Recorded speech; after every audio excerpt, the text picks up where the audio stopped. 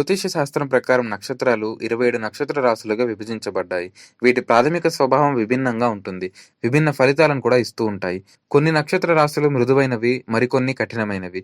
వీటిలో మూల నక్షత్రానికి ఎంతో ప్రత్యేకత ఉంది. నక్షత్ర రాశుల్లో ఇది 19వ స్థానంలో ఉంది. ఈ నక్షత్రంలో జన్మించిన వ్యక్తులకు కొంతకాలం పాటు సమస్యలు ఉంటాయని నమ్ముతారు. అందువల్ల ఈ నక్షత్రం పిల్లలపై పెద్దగా ప్రభావం చూపదు. కాబట్టి గ్రహాలు, నక్షత్రాల కోసం ఆరాధన జరుగుతూ ఉంటాయి.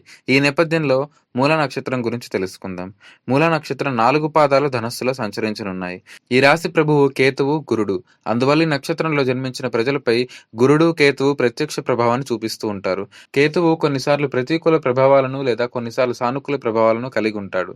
చెడు ప్రభావాన్ని సరిదిద్దడం వల్ల జీవితంలో వెలుగును నింపడానికి గురుడు పనిచేస్తూ ఉంటాడు.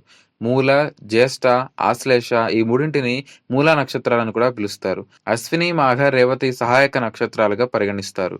మూల, జ్యేష్ఠ, ఆశ్లేష, అశ్విని, మేఘ, రేవతి ఆరింటిని మూలా నక్షత్ర సమూహంగా భావిస్తారు. వీటిల్లో ఏ నక్షత్రంలోనైనా వ్యక్తి జన్మించినప్పుడు ఆరోగ్యం కొద్దిగా సున్నితంగా ఉంటుంది. అందువల్ల మూల నక్షత్రాన్ని శాంతింపజేసే వరకు తండ్రి ముఖాన్ని చూడకూడదని కూడా నమ్ముతారు. బిడ్డ పుట్టిన 27 రోజుల తర్వాత మూల నక్షత్రానికి శాంతి చేయాలి. ఈ నక్షత్ర రాశులు జాతకాల ఆధారంగా నిర్ణయించాలి. అలాగే 8 ఏళ్ల తర్వాత మూలా నక్షత్ర ప్రభావం చాలా ఎక్కువగా ఉంటుంది. అలాగే తల్లిదండ్రులు కూడా ఓం నమః శివాయ అని పిల్లలకు 8 ఏళ్ళు వచ్చే వరకు జపించాలి. పిల్లల ఆరోగ్యం తీవ్రంగా ఉంటే తల్లిదండ్రులు పౌర్ణమి నాడు ఉపవాసం కూడా ఉంటే చాలా శ్రేయస్కరం.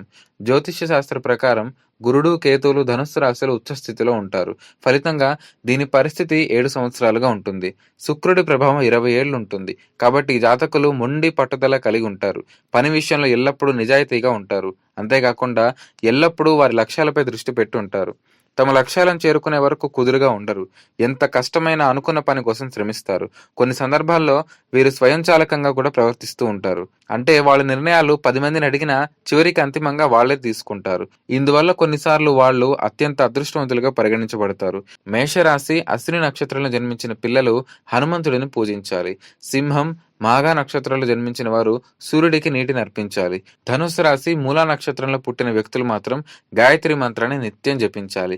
ఆశ్లేష నక్షత్రం, కర్కాటక రాశి అయితే పరమేశ్వరుడిని ఆరాధించాలి. జ్యేష్ఠ నక్షత్రం, వృశ్చిక రాశి వారైతే హనుమంతుడిని పూజించాలి. రేవతి నక్షత్రం, మీన రాశిలో జన్మించిన వారైతే విఘ్నేశ్వరుడిని కొలవాలి. మూలా నక్షత్రంలో జన్మించిన వ్యక్తులు చాలా బలమైన అభిప్రాయాలను కలిగి ఉంటారు. అంతేకాకుండా వారిలో నిర్ణయాలు అతి త్వరగా తీసుకునే సామర్థ్యం కలిగి ఉంటారు. బాల్యం నుంచి విద్యపై ఆసక్తి కలిగి ఉంటుంది. భవిష్యత్తు గురించి ఎల్లప్పుడూ తీవ్రంగా ఆలోచిస్తూ ఉంటారు. చిన్నప్పటి నుంచి ఏం చేయాలో ఏం చేయకూడదో వారికి తెలుసు. వారు ఇప్పటికే ప్రతిదానికి ఓ ప్రణాళికను కలిగి ఉంటారు. వారు ఎల్లప్పుడూ సహాయం చేయడానికి సిద్ధంగా ఉంటారు. పరిశోధనాత్మకంగా ఆలోచించడంలో వీరి తర్వాత ఎవరైనా చెప్పాలి. ప్రతి దాని గురించి సమాచారం తెలుసుకోవడం వారికి ఒక అలవాటుగా మారిపోతుంది. కొన్నిసార్లు ఇందువల్ల వివాదాల్లో కూడా చిక్కుకుంటూ ఉంటారు.